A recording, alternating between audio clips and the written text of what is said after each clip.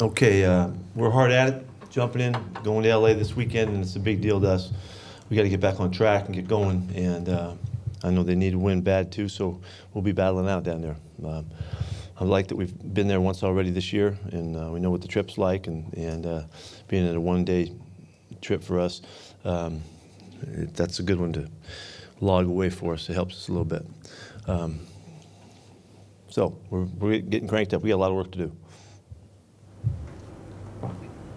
Okay, that's about it. We're out of here. What's it like seeing Bobby Wagner wearing number 45 over there? Yeah, I like that he stayed within the 5-4 thing. You know, we've been watching him, catching him all year long. I love watching him. He's a great player, and he's a great part of our program. And Bobby knows. He knows. We love competing against him. You know, it's just it's one of the things I've always cherished about him. People that you know really well, that you want to go against him and battle with him, and I know he'll be ready to go. What is the quality that makes him so difficult as an opponent? Oh, he's been so consistent for so long, and he's a terrific athlete at the spot, and excellent tackler, and all the diagnostics and all that stuff. He's got it all, but it's his consistency that has been remarkable. That he's always there and he always battles, and it's the only way we've ever known him. What have you missed, or what's different without him in the defense? I've missed everything about him. There's no replacing him. He was a unique, one-of-a-kind guy. When you look at the Rams, there's been so many injuries on both sides of the ball. Why are they still a dangerous team? They are because they're so well coached. Schematically, since Sean went there, they've done so many good things, and that's what I'm talking about to the team today, and introducing the team to them is how well coached they are, how smart they are, and how they look the same as they always look. And they've adjusted some things as everybody does, but they do it well. And it's just when they're in those uniforms coming out of that locker room, those guys play good football. So. They basically just ruled out Matthew Stafford. So how does that change how you kind of look at their offense? We don't know who's going to play. They got a couple guys that they can go with. We'll figure that out when they let us know. They have some dynamics with the different guys that they have available, and we'll have to see who it is. We have to prepare for both of them. So from John Wolford, you see the same offense basically, and he takes off and runs a little bit too. But he's basically the same offense as we saw him earlier. They have ruled out Aaron Donald. What do they lose by not having him available? Well, that's a significant loss for them. He's a great player, commands so much attention and respect and all that. He's always been such a big factor. So it changes. I don't know how they're going to go about it, but it's different. On the radio on Monday, talking about your run defense, you kind of suggested that you would be more committed to it, like get more DBs, I guess, as part of the fit. Like, what did you see that maybe suggested that? I kind of said that. I'm saying that's a way to, it's a way that you can adjust and do that, yeah. And the question is? Was that just because of the numbers, or have you seen something schematically that you guys have been better when you dedicated more DBs there? Like, what was the impetus? Yeah, well, historically, that's one of the ways that you adjust the ratio in the run game. How you fit your safeties in. We've been doing that for years, and we do it now. We just may have to do a little bit more to slow things down. You guys got DK the ball 11, arguably 12 times in the game. It seems like there's been more quick game stuff to him this year. Is that just suit what Geno does, or is it? Well, it's both. But DK can do everything now. He's been around long enough. He's got the whole thing. He can do it all from inside and outside. We can put him on the move. He's equipped to run everything, so we just use him in that manner. Geno's really good. I mean, he knows, the two guys that he's got to go to, he and Tyler, he's doing it, and you can see the balance. Both those guys have a bunch of catches. But Geno's efficiency is what's really stood out this year, and that's part of taking what's available, and he's got to continue to do a good job of that. Going back to the run defense thing again, what are the downsides, if any, too, when you put a bunch of guys in the box like that? The downside is you expose your corners more. Basically, that's generally what everybody knows. When you do that, then your corners, are more in one-on-one situations. How's Ryan Neal doing? He went through the walkthrough today. I think we're going to hold him out at practice, but he's much better than we had anticipated. You know, just coming off the field and all that. He's a tough dude. He says he's not missing, so we'll see if he can pull it off. But we'll rest him today, and then take it day by day. Last 2 games, how would you evaluate linebacker play for you guys, just with that run defense? They've been really active. You know, I think Cody might have played his best game last week in making plays and being around it, but he was active the week before also. They're so connected to the scheme. You know, they're doing fine. I like the way those guys are playing. We need to work together, and they need to. There's some fits that they can do better and some things that they can help us on for sure. But I like the way those guys are playing. The most aggressive they've been all year was in the last couple of weeks. Defense has been a strength for the Rams. What are you going up against with that run defense? Now, this is a really good defense. I mean, this is a defense that just doesn't give you anything. You know, runs and passes, they're leading the NFL in fewest explosions. You know, that's a huge accomplishment, and they have their own style, their own way of doing it. You know, they don't necessarily crowd you all around the line of scrimmage, but they know what they're doing. Their secondary is really, really well coached. They're really good at getting guys on the ground, tackle really well. They'll minimize your gains and we're gonna have to work really hard, run after catch, and blocking downfield and making yards after we can get through the line of scrimmage with the running backs. When you look at your running game the last couple of weeks, where has it fallen a little bit short for you guys in finding the success you had previously? Yeah, we've had a lot of penetration on some run plays that have made this. You know, we've had some big littles. You know, where we're not making anything at all, get hit in the backfield a few times, which has not happened much. That's something that we have to clean up and make sure that we're taking advantage of the prep. Really disappointed that that's happened, you know, because we're better than that. And so we think we can get back on track there. Do you hope to get Trey Brown a little bit more involved this week? Or? Yeah, we'd like to, yes. What's he shown you so far, just more so in practice? No, he's really spunky. He's really, you know, he's trying to make a great impression by the way he works. His habits have been on the practice field have been great. He's playing every snap like it's a game snap, and one to prove it to himself, you know, when he first returned. But he's trying to make a statement. He wants to get out there. He's competing. On any given time during the game, how many people can you hear in the headset? Like, how many different coaches are you communicating with at any time? Yeah. You know, Michael, for years I've had a lot of conversation going on, and I'm kind of, I'd say I'm equipped, let's say it that way, for handling the multiple conversations that occur, the input that can happen. I'm asking questions in the middle of stuff, and a couple different guys talking. You know, it doesn't bother me. There are coaches that can't stand that, and they take the headsets off, and it drives them crazy.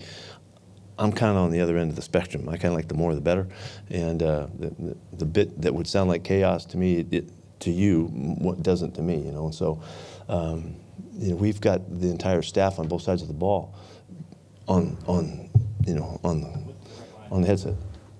Yes, yeah, for the most part. And some of the guys turn off their voice because they're not called on to say a bunch of stuff, but their audio. But there's a lot going on.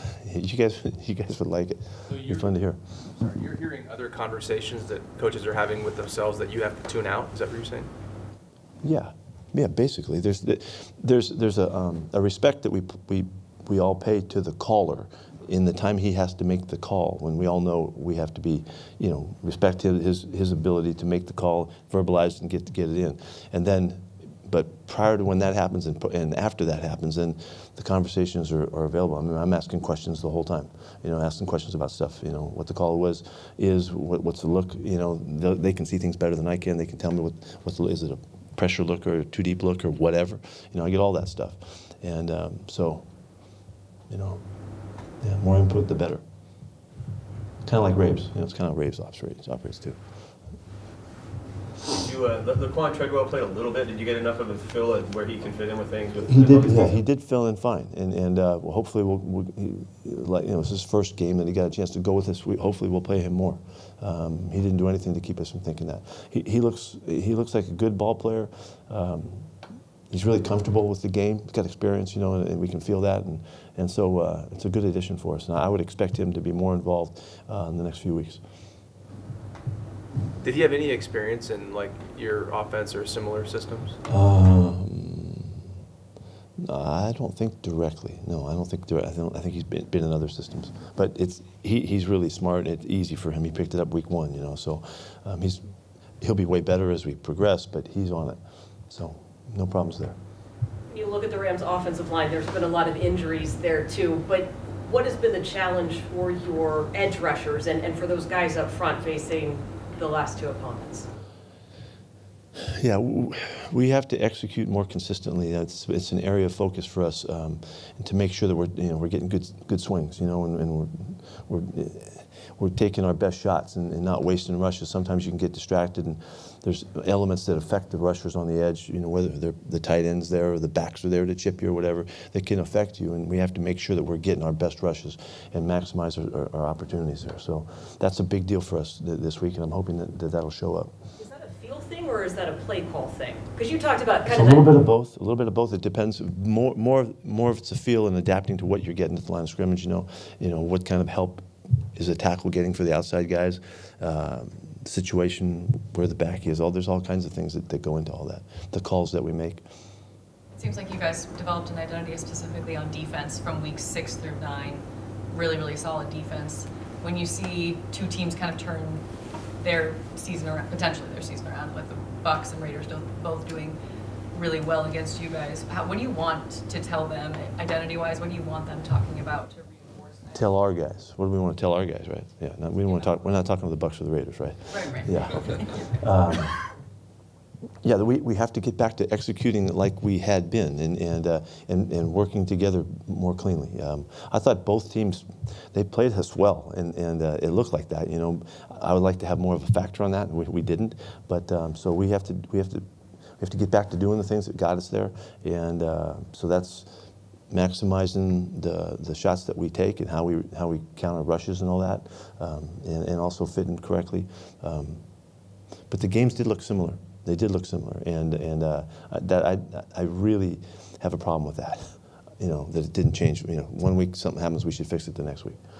Jordan Brooks is leading the NFL in total tackles. I think leading Pro Bowl votes at his position. What have you seen from him last year to this year? He continues to grow as the time goes by here, where he's really commanding what we're doing on defense. He still has more growth. He's still got more experience to gain, but he's such a good football player. He's so well equipped. He's so fast, explosive, instinctive, all of those things. So it's really just more comfort with the scheme. So he's again more accurate with everything that he does.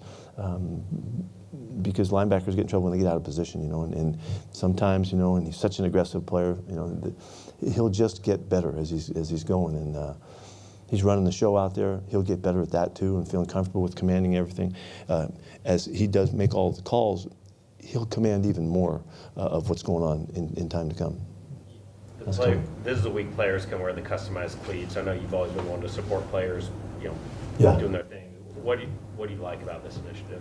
I think it's an opportunity to tap our guys on the shoulder and remind them that they can give of themselves in some way. They can, by amplifying somebody else's voice and giving somebody else a chance, or whatever they decide. I like the freedom of it and the creativity of it for the guys. A chance to express themselves and do what they do, and I just think it's a cool idea. And in particular, when you get somebody's word out, for them or whatever, if you're representing a group or an effort a campaign that somebody's on, you're doing good stuff, and the more we can stay connected to that's available to us, it's better. It's good, and our guys have always been great about it. But this is a pretty specific, shot at doing something. So I hope, and encourage everybody to take part. Hope we will. Andre and Geno Smith, both after Sunday press conference, said that they're going to take it upon themselves to do better, practice better. Did you see anything different in how they went about their practice this week? I can't tell you yet. We're just getting going. We haven't been on the field yet, other than the walkthrough. But I know both those guys. I've talked to both those guys. They are determined to make sure that message is clear, and they stand for that. They know that they're in the position that other guys are watching them, and other guys are listening to them, and they want to make sure that their leadership is positive and obvious and effective. And so the best thing that they can do is go out there and make it hard on the guys across from them. That's what today is. Comp Wednesday is all about competing and battling and making it hard for the guy across from you. And if you do that, then you're being a good teammate. And so I think those are clear-cut expressions that they know their responsibility, they know their leadership role, and I couldn't hope that they would say anything more important, more specific than that. Shelby Harris, Pete was hard on himself after the game. Was that warranted? What's he giving you? No, he's a battler, man. He competes every shot he gets, run and pass. He's hard on himself. He's been around. Again, this is a really good illustration of our mental state, that the guys are willing to be held accountable and let you know that they could do better. I mean, I'm hoping I'm the same way about it, and I've got to do my stuff better. We're all trying to understand what it is to have that frame of mind and to share that, so it's easy for other guys also to be accountable for stuff, and it's pretty infectious usually, and that's how we like it to be. So that's another great illustration, just to piggyback on Gino and Q. You rotated Sidney with Mike Jack, or Artie with Mike Jack, or even Trey in the last game. What effect has that had, if any, on Michael, do you think? Well, it does have an effect. It's a competitive challenge, and Mike has been really solid. He's had a terrific year, his first time starting, and he realizes that we keep pushing guys at him. That's not because of him. It's because it just happens to be guys that also would deserve a chance to compete. And we all know Trey Brown's story. He was starting when he got hurt. I would love to see him work his way back and see, can he take over? I don't know that yet. And I'm just as happy if Mike winds up getting all the rest of the plays because he can hold off Trey. That's great. But it's the theme of the central theme of the program, competing, and that's what that is an illustration of. It's not any statement about Mike. It is a statement about Tariq. Tariq is really holding his spot, and he's done a great job. And so we're letting him, the guys that have had shots, compete with Michael. You have to feel out how a guy may respond to something like that. Yeah. And I'm concerned about that. What I want him to do is not like it. I want them to not accept it. I want them to challenge it, even if they have to. It's okay properly, and respectfully and all that. But and Mike is that way. Mike's exactly that way. He's kind of like bring him on, kind of thing. He's got a great attitude about it. So, but I don't expect him to like it necessarily. You said you don't like to rotate at that position. Why? Yeah, well, it's kind of like offensive linemen. You get a feel for them, and it's so tenuous, the effect that they have. And you want a guy's mind to be right. That's part of it, and you want him to be confident and believe in himself. And you want to know if you like him out there, then you want to keep him out there. So, but sometimes, you can kind of, like we've created it at right guard, we've created an opportunity for guys to roll through there. It helps us. Both those guys are improving each week and challenged each week. And so when if they have to play on the other side or whatever, we're better equipped. The rotation makes us stronger, but it is a challenge to the individuals. And so we have to talk our way through it and work with them on it and regard highly how they feel about it. It can screw guys up if they're not balanced and confident and all that kind of stuff. So. That's a really good question, though. Is that as difficult, beside quarterback, which is its own animal, is that the most difficult position in the sport, corner, the way the rules are? The corner? It calls for such special qualities that just this uniqueness of the style that for those guys out there, if they're equipped, no, I don't think that I don't know it's any harder than anything else. But if they're ill-equipped, then it can be a nightmare. So then it is as hard as it gets. So our guys are fortunately they're up to it. Along somewhat similar lines, you guys haven't traditionally, I don't think, moved cornerbacks around. Why do you like keeping guys on one side? Technique-wise. And once guys have been around long enough and you've had enough time to develop and working on both sides, then it doesn't matter. Like Sherm for years, you guys would always ask that same question. And you put Sherm on the other side, he steps to the wrong foot. He'll be really mad at me that I said that. But so there's something to the it's such an art that they have in covering the things that they have to cover when it's challenging down the field, the deep ball stuff, that fitting in on this side isn't necessarily like fitting in on the other side. Some guys would say it doesn't matter, but for young guys in particular, I think it does matter. And I don't want to put them in an awkward position because it's such a huge, volatile situation in the game. That's 40, 50 yards down the field. And so I want them to be at the very best and the most confident and all that. Best equipped. Sorry, the technique concerns you're talking about, is that specific to like what you guys do defensively, or is that it's almost like, at times, it's almost like hitting right-handed, hitting left-handed in baseball, you know? Why doesn't everybody switch hit, you know? Because it's different. You know, it can feel that much different to guys.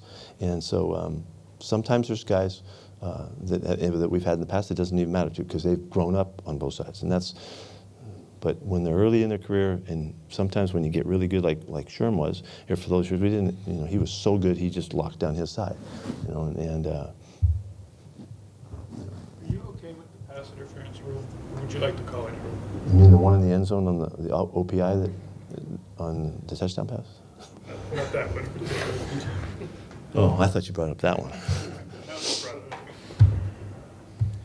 Do you like? Am I satisfied with it? We've been grappling with this as long as I've been in the league, and through all the league meetings I've had a chance to go to, there's still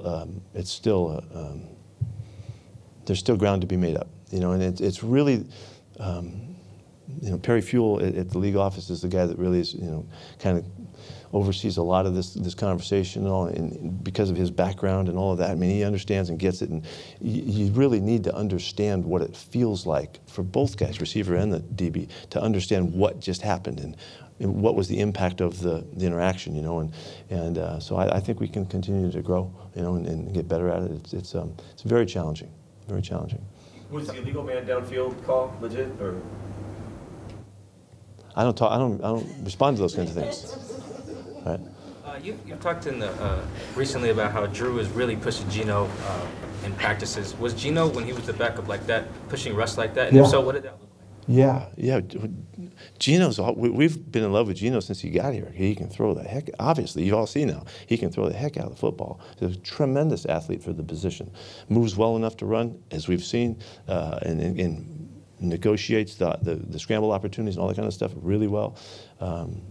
Always had deep ball, could hum it when he had to, you know, and all that. So he looked good all the time. That's what 4 years we've been with him, loving him up and hoping he'd keep coming back to us, you know. So it's similar, and they're different, you know. They're not the same guys, but Drew he creates some freaking magic on the field out there at times, you know. And so we love seeing him, and he's going to be a good player someday. Anything else? Daryl Gross, you have any questions on the back end back there? Okay.